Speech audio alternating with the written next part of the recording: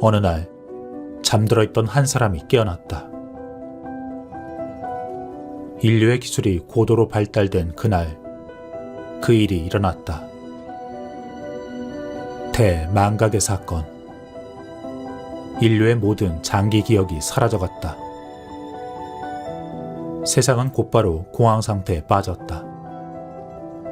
하지만 결국 소수의 제1 행동자들은 기억을 가까스로 이어나가기 시작했고 문명을 기록하며 복구하고 재건해 나갔다. 그리고 마침내 인간의 기억을 유지시킬 수 있는 칩이 개발되었고 모든 사람은 칩을 이식한 채 살아가게 되었다. 인류는 좋든 싫든 태어날 때부터 그렇게 메모리에 의존해 살게 되었다.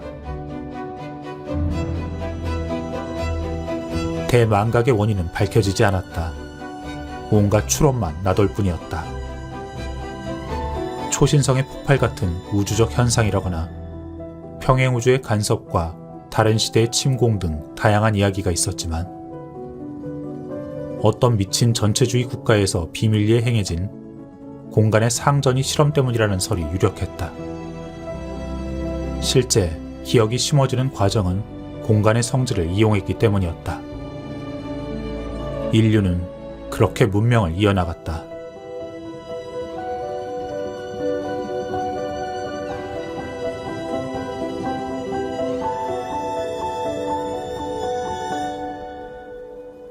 그리고 낯선 곳에서 한 사람이 깨어났다. 여긴 어디지? 그는 어디인가 서 있다는 걸 깨달았다. 시야에 공원과 사람들이 보였다. 가족과 친구와 연인들의 모습. 그들은 넉넉한 애정으로 묶여 있었다. 그러자 기억이 떠올랐다. 그도 이처럼 사랑 가득한 가족을 알고 있었다. 가족이 탄생한 이야기가 생각났다. 이야기가 생각나기 시작했다.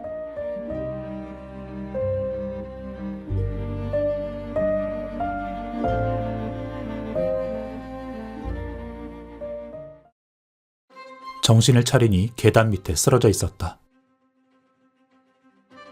여기가 어디지?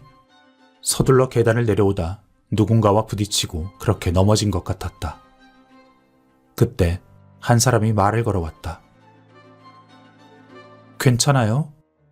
아, 네. 이게 내 목소리인가? 어렴풋하게 생각이 들었다. 이거 떨어졌어요.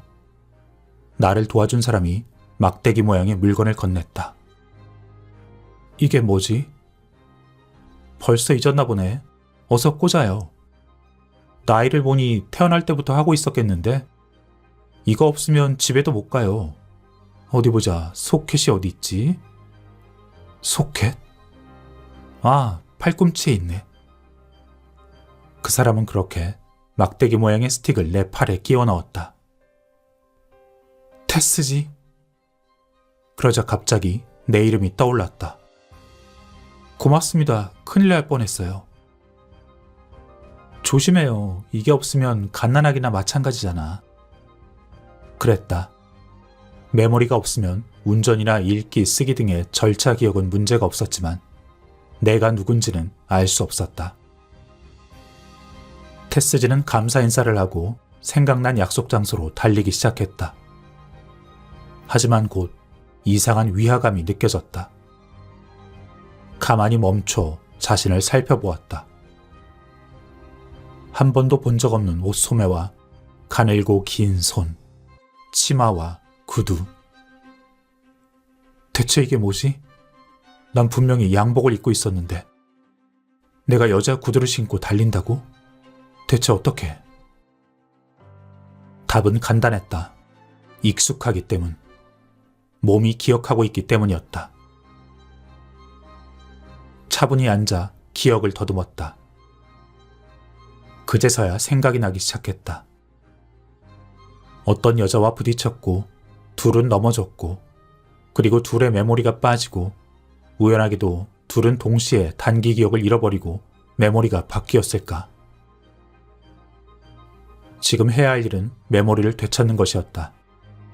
아니, 육체를 되찾아야 했다. 하지만 문득 이런 생각이 들었다. 지금 이런 생각을 하고 있는 나는 테스지인데, 그럼 내 본질이 이 메모리인가? 이 메모리가 나라고? 지금껏 이 메모리는 콘택트 렌즈처럼 신체의 인공적 부속물이라고 생각해왔는데, 메모리가 바뀌니 인격 자체까지 바뀌게 된 것이었다. 그럼 이 몸은 대체 뭐지? 이 몸엔 영혼이 없다는 건가? 기억이 영혼인가? 대체 이 몸은 뭘까? 메모리가 뽑혀도 계단에서 넘어진 아까의 나처럼 나는 살아있었다. 나 자신이나 세상에 대해서는 아무것도 몰라도 여전히 말하고 먹고 걷고 잠들 것이었다. 그때 이 몸은 대체 뭐란 말인가? 그럼 결국 신체와 메모리는 한 세트가 되었을 때 인간인 것일까? 하지만 대망각의 시대 이전엔 메모리가 필요하지 않았다. 테스지는 혼란스러운 생각에 한참을 고민하다 테스지의 집으로 향했다.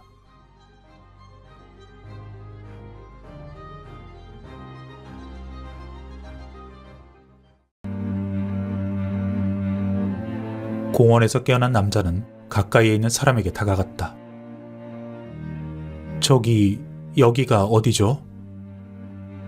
글쎄, 어디면 좋을까? 이상한 대답이었다.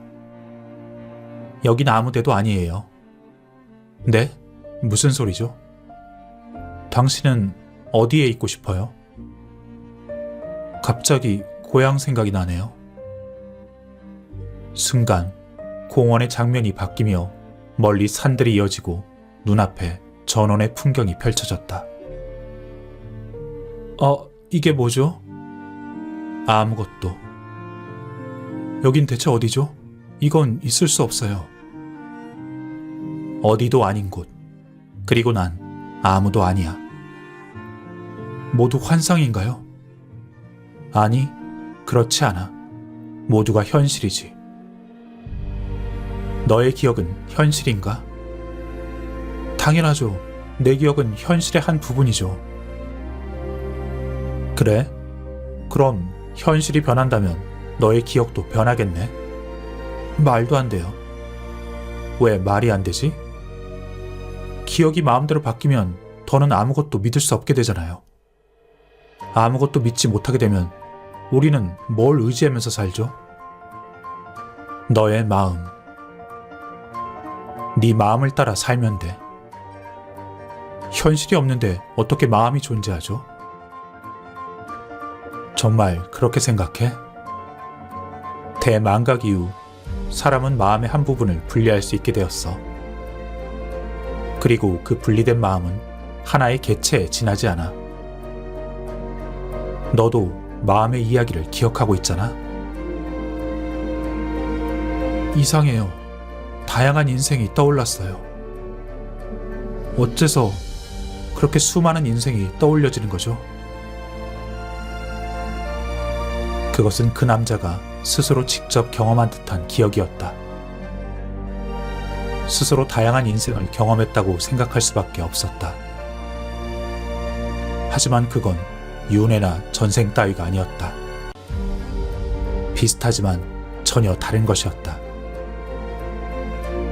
당신은 알고 있죠? 난 그저 도울 뿐이야. 답은 스스로 찾아야 해.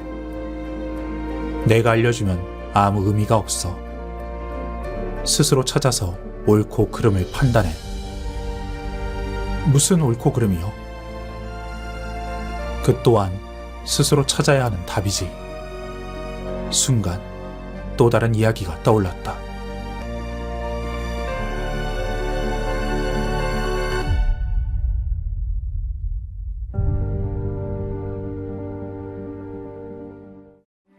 (1초) 전까지 가족 모두가 즐기는 드라이브였다.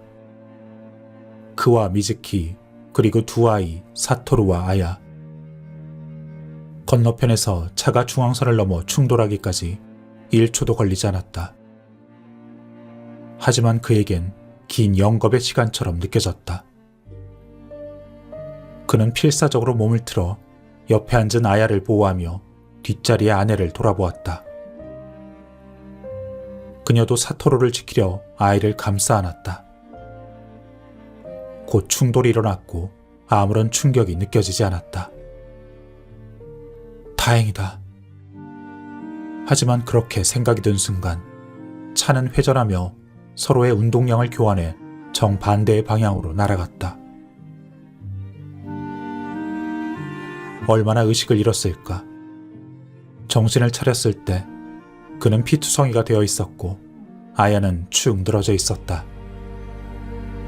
뒤편의 아내와 사토루는 보이지 않았다. 가까스로 벨트를 풀고 아야를 끄집어냈다. 다행히 호흡과 맥박이 살아있었다. 하지만 이내 그의 눈에 아야의 메모리가 산산이 부서진 게 눈에 띄었다. 아야는 괜찮았지만 그는 점점 숨쉬기가 힘들어졌고 시야가 어두워졌다. 아야? 그는 딸아이의 몸을 흔들었다. 아빠? 아야는 살짝 눈을 떴다가 다시 감았다. 아직 아빠를 기억하고 있었다. 하지만 시간이 없었다. 이제 몇 분만 지나면 아야의 모든 기억은 사라진다. 더 이상 행복했던 가족을 기억하지 못한다.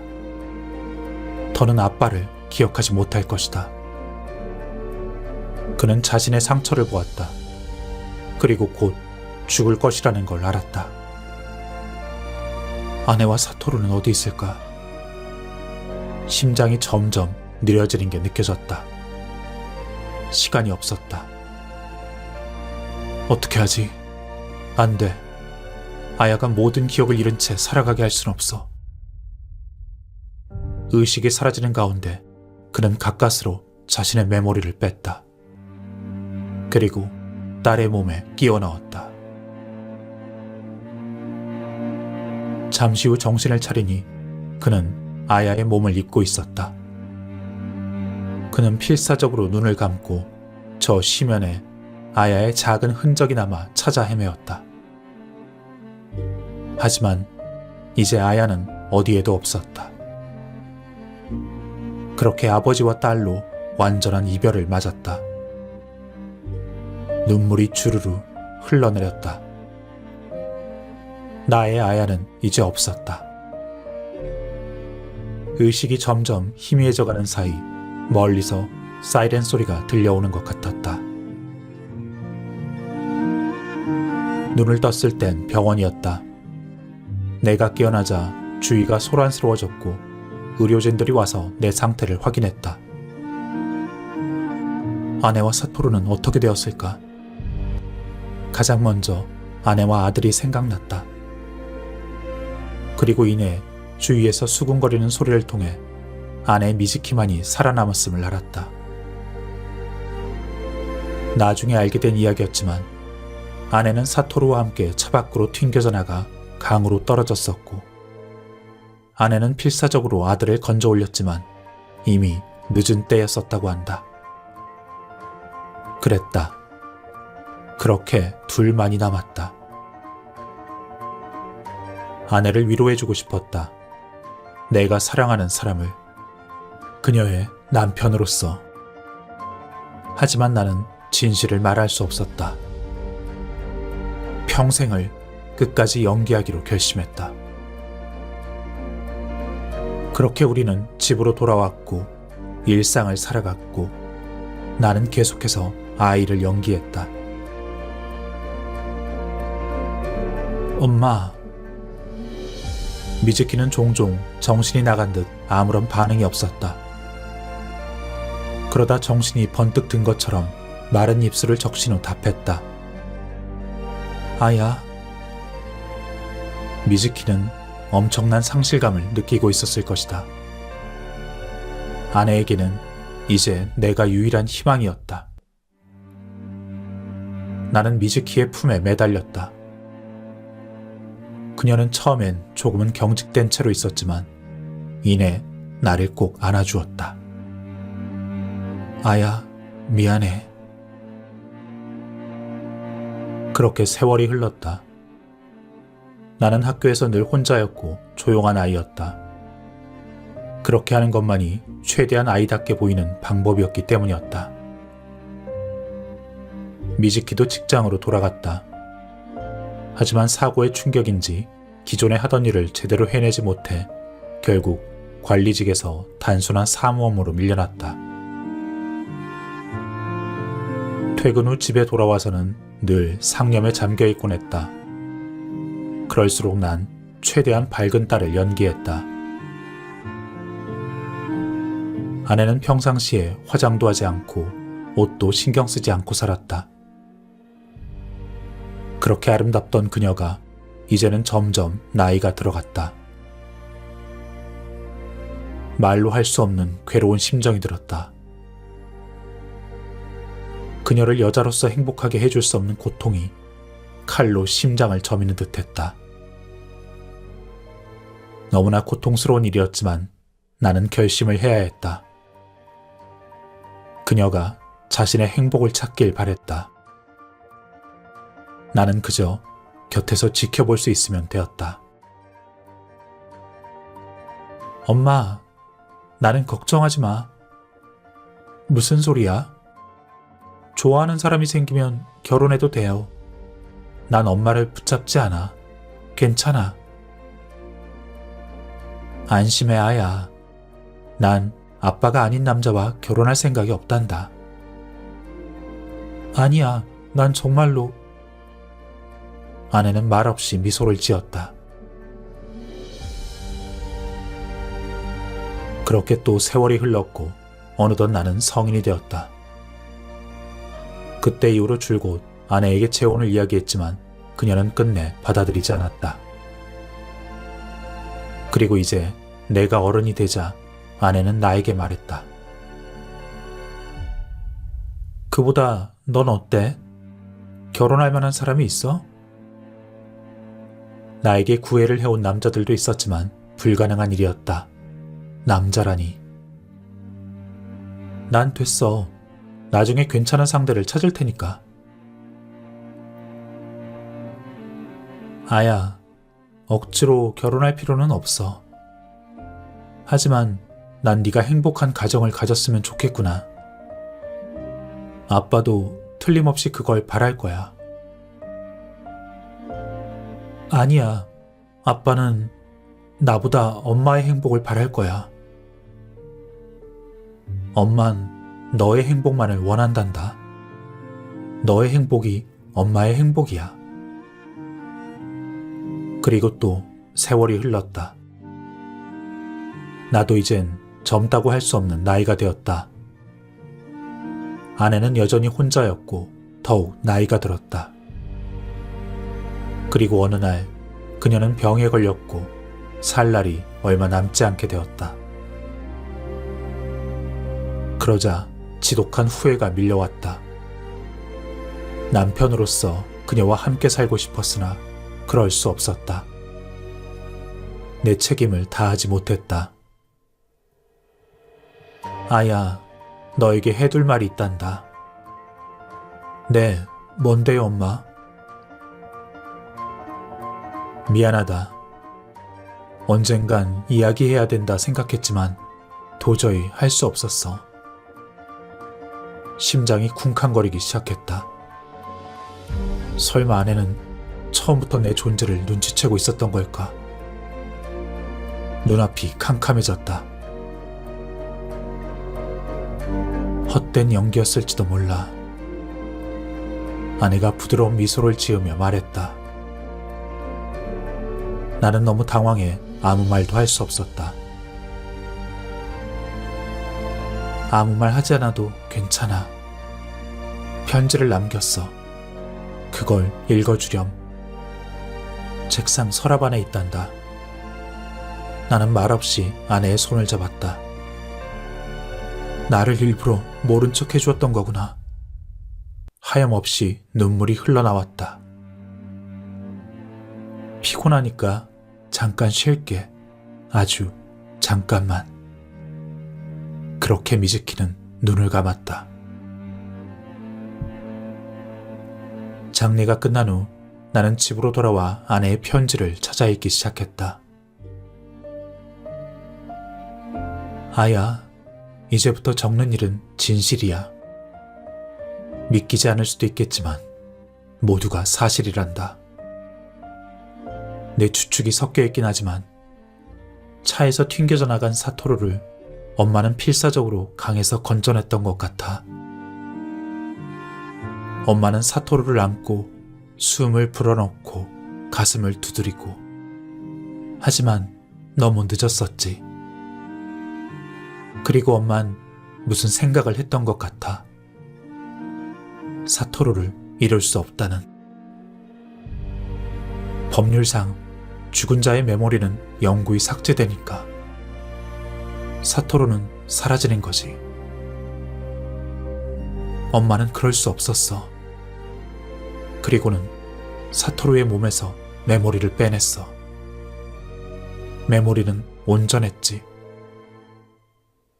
그리고 자신의 몸에 있던 메모리를 빼내어 강물에 던져버렸어.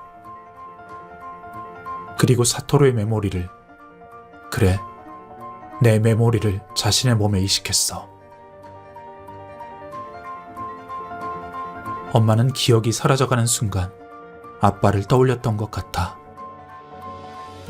그게 내 안에 아주 희미하게 남아있는 엄마의 마지막 기억이야. 미안해. 말하지 못해서.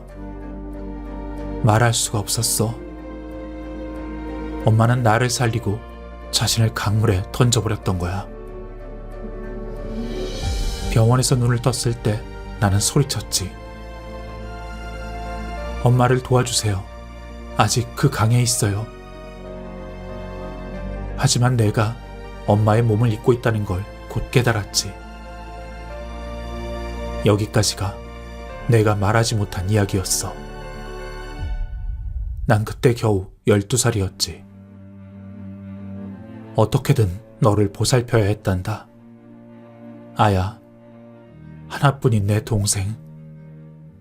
어른 흉내는 정말 어려웠지만 살아내야 했어. 내 안에 희미하게 남아있는 엄마는 너를 잘 키워주길 바랬던 것 같아. 언젠간 해야 했지만 끝내 말하지 못했구나. 정말 미안하다. 사토루로 내 인생은 살지 못했지만 엄마에게 받은 삶으로 너를 무사히 키울 수 있어서 정말 행복했어. 사랑한다, 내 동생. 나는 그 자리에 쓰러져 참을 수 없는 눈물을 꼬박 하루 동안 쏟아냈다.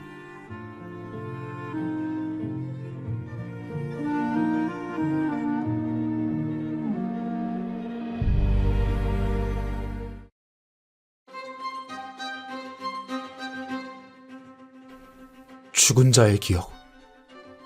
죽은 자의 기억이요. 내가 떠올리는 건 죽은 사람들의 기억이에요. 그럼 사후에도 영원히 존재하나? 모르겠어요. 하지만 죽은 후에도 기억은 존재해요. 기억이 존재하면 영혼도 존재하는 게 아닌가? 둘이 같은 건지 아니면 완전히 다른 건지 모르겠어요. 죽음이란 대체 뭘까? 우리가 생각하는 죽음이란 육체의 죽음이다. 하지만 대망각 이후 육체는 사멸해도 기억은 존재했다. 그렇다면 그 사람은 죽은 게 아니다. 죽은 건 단지 정신이 담겨있던 육체에 불과하다. 새로운 육체를 얻는 것은 옷을 갈아입거나 자동차를 새로 사는 것이나 마찬가지였다. 생각났어요. 나는 무당이었어요. 죽은 사람의 기억을 되살리는 무당. 생각보다 빨리 기억했네. 빨리라뇨? 그게 무슨 말이죠? 그래, 사실 우린 너의 정신을 재구축했어. 그게 무슨 말이죠? 너의 기억에서 너를 창조한 거지. 정신이란 사실, 과거 경험에 집적으로 형성되는 거니까. 순간 그는 자신이 땅에 서 있는지조차 알 수 없었다. 어디가 위인지 아래인지조차. 세상은 어떻게 됐죠? 세상은 원래대로 있지. 세상의 모습은 너의 마음에 달렸으니까. 무슨 말도 안 되는 소리예요. 난 그냥 이 세상의 일부라고요. 넌 오직 너 자신의 마음을 통해서만 세상을 볼 수 있어. 세상이 어떻게 보이든 그건 너의 마음을 보고 있는 것에 불과해. 넌 사실 영매 역할을 하다 몸을 돌려받지 못하고 죽었어. 아니, 정확히는 몸은 죽었지만 너 자신은 죽지 않았어. 그래요. 나는 죽은 기억이 없어요. 난 대체 뭐죠? 넌 데이터야. 너의 메모린 오래된 유적에서 발견되었고 우리가 널 재생했어. 네가 원래 주어진 기회를 누리지 못한 건 무자비한 일이었으니까. 이제 선택해야 돼.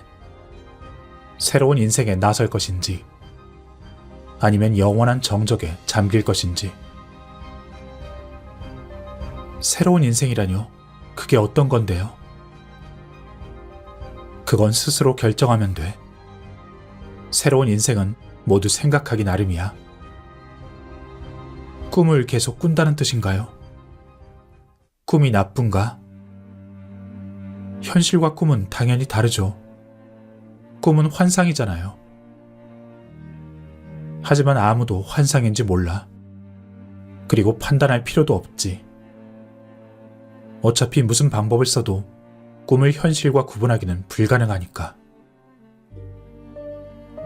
지금 세상은 당신이 보여주는 건가요? 그래. 그럼 당신은 꿈과 현실을 구분할 수 있다는 뜻인가요?